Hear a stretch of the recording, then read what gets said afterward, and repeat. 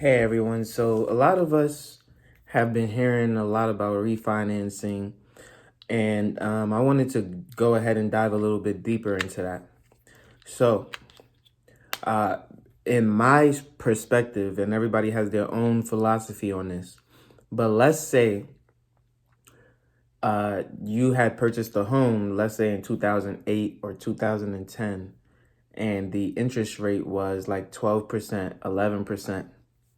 If you had refinanced that home in year 14, and let's say the rate was uh 3% or 4%, and you refinance instead of to a 30-year to a 15-year mortgage, you would have a significantly cheaper loan.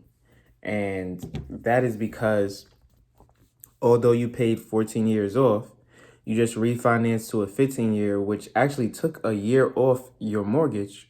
And because the interest rate is so much lower than what you originally had, you're even paying less in year 15 on that 15-year note from beginning to end.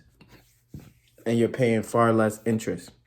So what did you just do? You just cut a whole year off of your loan, and you just got a lower interest rate, so you have less debt that you're paying to the banks.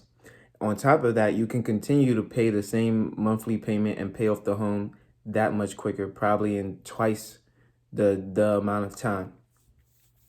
Now, a lot of people are coming out and speculating, yeah, if you refinance, you'll have a whole 30-year mortgage all over again. That is not necessarily the case.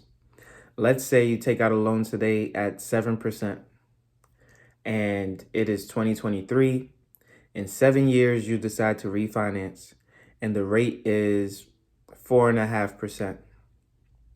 If you refinance to a 15-year mortgage, that would be taking a 23-year mortgage that's left and going to a 15-year. That's 8 years of payments that you are voiding. And let's say your payment is about $100 or $200 more, but now you've just taken 8 years off of your mortgage. Would you not see the value in that with a lower interest rate, taking 8 years off of your mortgage and only paying $200 more for it? Of course you would. So that interest rate again is very significant in that regard. And let's take it a step further. Maybe you get a 4.5% interest rate, but instead of going drastically down to a 15-year mortgage and saving 8 years, instead you go to a 20-year mortgage and just save 3 years. And now you're paying $100 less on a 20-year mortgage. Do you not see the value in that? Not every mortgage company does 20-year mortgages. However, it's important to understand that you can get a 10-year mortgage, a 20-year mortgage, a 15-year mortgage, a 25-year mortgage with certain lenders, and a 30-year mortgage, of course, which is most traditional. So when looking at your refinancing options, don't think that you're stuck in a 7% interest rate mortgage or that you're stuck in a 6% interest rate mortgage. And sometimes some of you who become homeowners may even struggle with home ownership, struggle with making that monthly payment.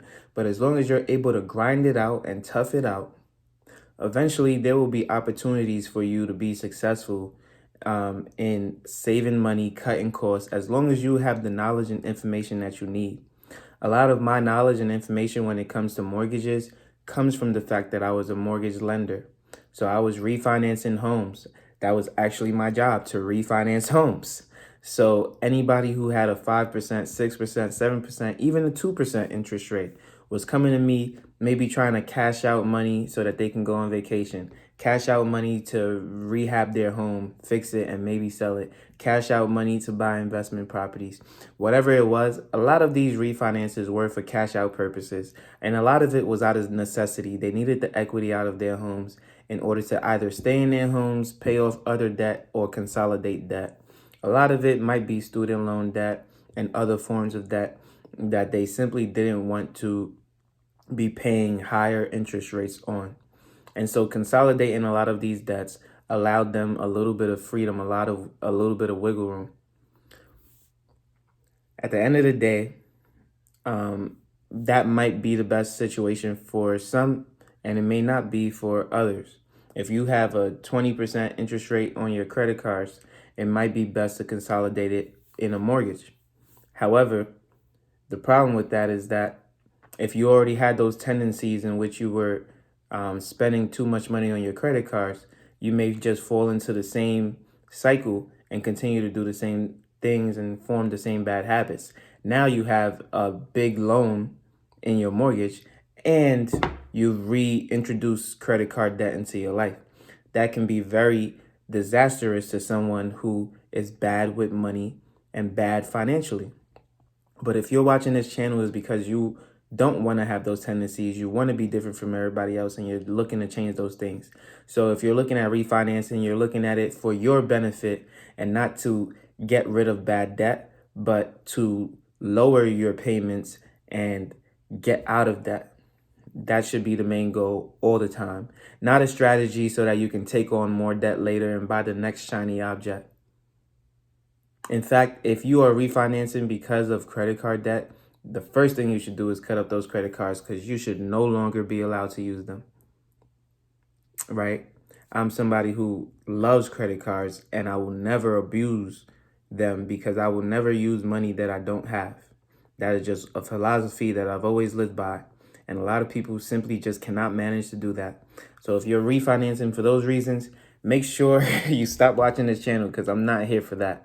And please follow and subscribe to this channel for topics like this because, I'm here to give you real life experiences, real life choices, real life decisions, real life stories on these topics to best help you in your situation, meet you where you are, meet you where you're at. And definitely comment down below and let me know what type of stuff you want to hear. My album is officially out. Go ahead and listen to that. Go ahead and bump that. Go ahead and tell me what you think about it. I'm super, super excited about this one. I do believe that this is one of my more personal albums. And if you resonate with it, then we connect on a different level. That's all that really means. Definitely listen to the intro. That was one of my favorite songs. Listen to Def, listen to Life, listen to My City. I think those are some really good songs. If you enjoyed this video, make sure you leave a like, comment, and subscribe. You know I post every single day at 8 a.m. daily on Rumble and on YouTube. And I will see you on the next one. Peace.